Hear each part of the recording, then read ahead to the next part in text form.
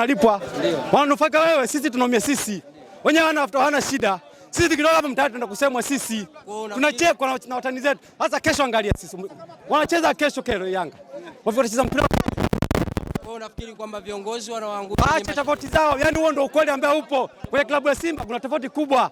Wanashindwa kuambiwa. Lakini viongozi wamewaletea kocha mpya. Kocha hamna shida. Tofauti kwenye klabu. Tofauti kwenye klabu. Anatoka huyu anageuka huyu. Anatoka huyu anageuka huyu. Wapi na wapi?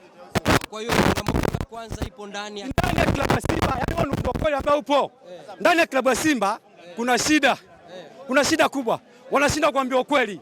Yaani kuna shida kubwa kwenye klabu ya Simba.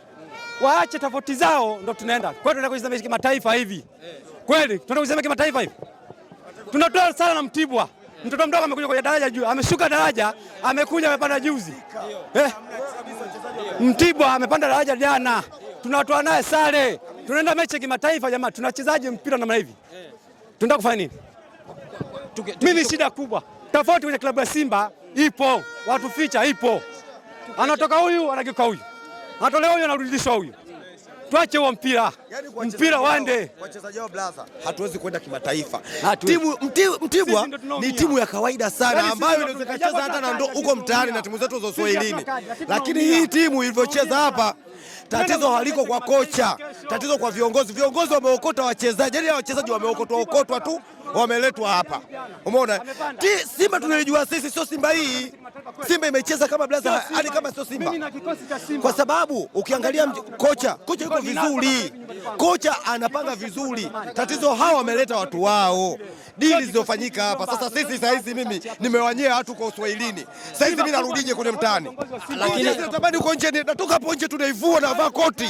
Blaza mimi nimetoka mtaani kwangu nimewanyea watu. Nimewanyea watu kwamba narudi huko fulu sherehe. Kwa sababu ukiangalia nimepoteza sasa vya kutosha. Mpaka leo hii mimi mpaka kimataifa huko naongozwa. Sina hata cha kujitetea kimataifa. Hata mechi moja sijafanya. Leo hii mimi narudi mtaani pale nimewanyea watu. Leo hii sura yangu nitaiweka wapi? Simba gani?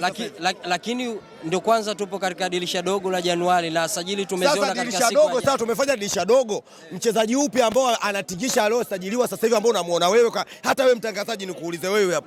Mchezaji upi ambao wewe unamuona kabisa hii ni tishio? Lakini si mngewapa mashine sawa tu. Hiyo mashine mdomoni. Mashine ziko nyingi, kuna nyingine zinasaga na kukoboa. Sasa hii mashine gani? Wewe mashine ya kusifiwa tu. Mashine kusifiwa. Nani amemtafuta? Yaani bado Simba sisi, yani blaza, yani unajua mimi naumia, yani kiasi ambacho hata kujielezea nashindwa. Kwa sababu Simba inaumiza blaza kwa sasa hivi.